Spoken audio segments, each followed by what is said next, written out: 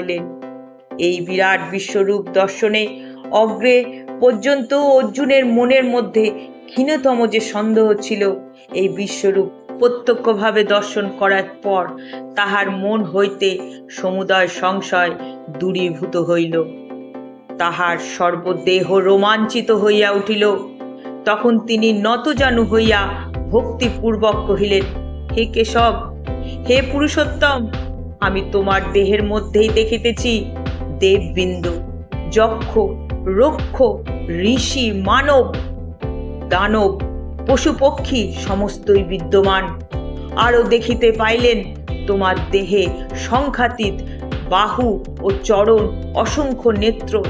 তাহার বিরাট মুখগহ্বর ঝুলিতেছে ভীষ্ম, দ্রোণ, কর্ণ, কৃপ ও কুরুক্ষেত্রের যত সব মহারথীগণ জ্বলন্ত বহ্নিশিখার মতো শত শত